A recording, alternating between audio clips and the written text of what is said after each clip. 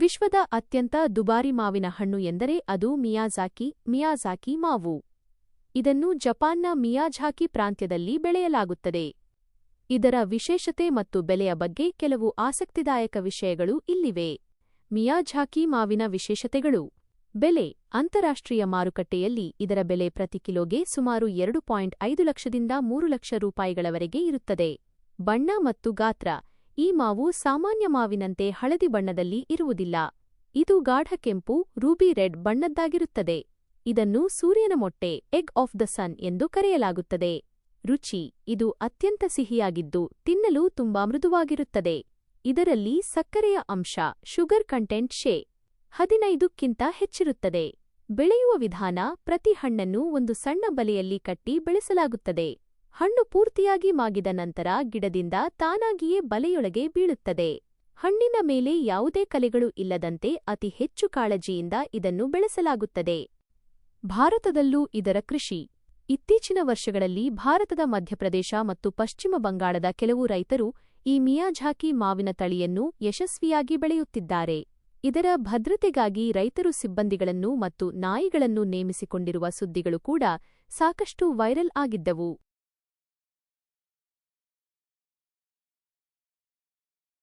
ಕೊಪ್ಪಳ ಜಿಲ್ಲೆಯ ರೈತರೊಬ್ಬರು ವಿಶ್ವದ ಅತ್ಯಂತ ದುಬಾರಿ ತಳಿಯಾದ ಮಿಯಾಜಾಕಿ ಮಾವಿನ ಹಣ್ಣನ್ನು ಬೆಳೆದು ಸದ್ದು ಮಾಡಿದ್ದರು. ಒಂದು ಹಣ್ಣಿಗೆ ಸುಮಾರು 3,000 ರೂಪಾಯಿ ಬೆಲೆ ಸಿಗಬಹುದು ಎಂಬ ನಿರೀಕ್ಷೆಯಲ್ಲಿದ್ದ ಅವರಿಗೆ ಎದುರಾದ ಕಹಿ ಸತ್ಯ ಮತ್ತು ಆ ಘಟನೆಯ ವಾಸ್ತವಾಂಶಗಳು ಇಲ್ಲಿವೆ. 1. ನಿರೀಕ್ಷೆ ಮತ್ತು ಪ್ರಚಾರ.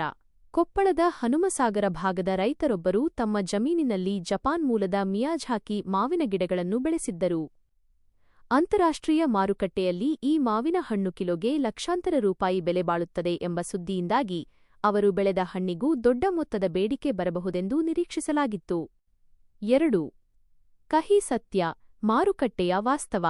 ಸ್ಥಳೀಯ ಮಾರುಕಟ್ಟೆಯ ಕೊರತೆ.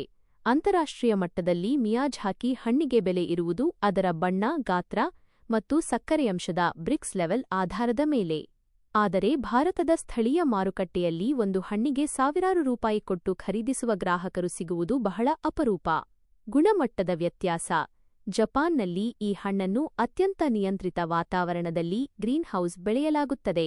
ನಮ್ಮ ಹವಾಮಾನದಲ್ಲಿ ಬೆಳೆದಾಗ ಅದೇ ಬಣ್ಣ ಮತ್ತು ರುಚಿ ಬರದಿದ್ದರೆ ಅದರ ಮೌಲ್ಯ ಕಡಿಮೆಯಾಗುತ್ತದೆ.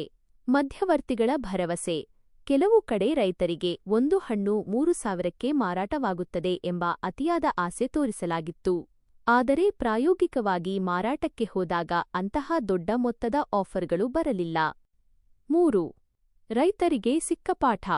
ಈ ಘಟನೆಯು ಕೃಷಿ ಕ್ಷೇತ್ರದಲ್ಲಿ ಹೈಪ್ ಅಥವಾ ಅತಿಯಾದ ಪ್ರಚಾರದ ಬಗ್ಗೆ ಎಚ್ಚರಿಕೆ ನೀಡಿತು. ದುಬಾರಿ ತಳಿಗಳನ್ನು ಬೆಳೆಯುವ ಮೊದಲು ಅವುಗಳಿಗೆ ಸೂಕ್ತ ಮಾರ್ಕೆಟ್ ಲಿಂಕೇಜ್ ಇದೆಯೇ ಎಂಬುದನ್ನು ಪರಿಶೀಲಿಸುವುದು ಮುಖ್ಯ.